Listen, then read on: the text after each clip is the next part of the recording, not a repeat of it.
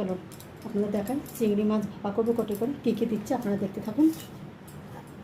এখানে আছে কালো সর্ষে, সাদা সর্ষে, কাঁচা লঙ্কা বাটা আর নারকেল বাটা, পোস্ত বাটা একসাথে বেটে রেখেছি।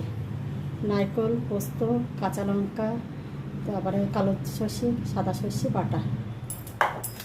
আর লাগবে লবণ, হলুদ আর কালো জিরে। আর এই যে চিংড়ি মাছ ভাজা করবো, নুন হলুদ ভেজে মাখাবো, মেখে ভাজা করবো, হালকা করে ভাজবো। আর লাগবে কটু। ওদিকে কড়া গরম হয়ে গেছে, চলো আমি দেখাচ্ছি কী করে ভাজা। দেখুন দেখে না কী দিচ্ছি, দেখে না।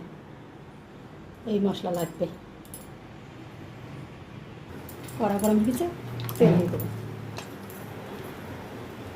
এটা সাদা তেল, সর্ষে তেল ফুল সাদা তেল পড়ে গেছে, সর্ষে তেল লাগবে।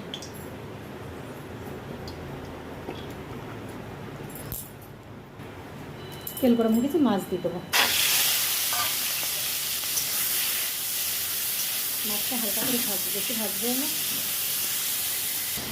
চলুন চিংড়ি মাছ ভাজা হয়ে গেছে, এবার নামিয়ে দেবো। চলুন মাছ ভাজা হয়ে গেছে, কড়া ধোয়া জলটা একটু দিয়ে দিচ্ছি সামান্য। এর ভেতরে এবার এক এক করে মশলা দেবো।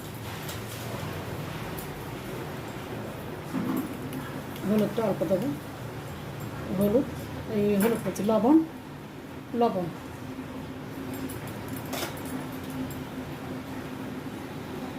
এই তো হলুদ। আর দেবো না হলুদটা।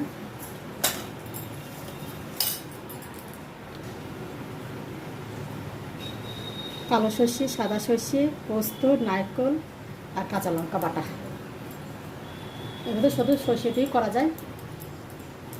নারকেলটা দিলে একটু স্বাদটা আসে, পোস্তা দিলেও স্বাদটা আসবে।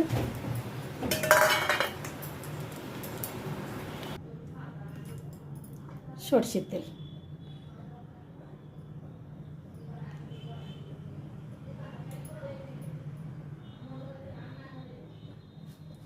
আর দেবো না, তেলটা বেশি দিচ্ছি না। এবার কালো জিরে,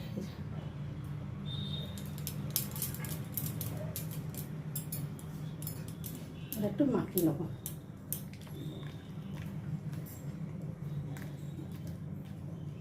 মাখিয়ে আসছে, মাখা হয়ে গেছে। এবার আমি প্রথমে ঢেলে নেব।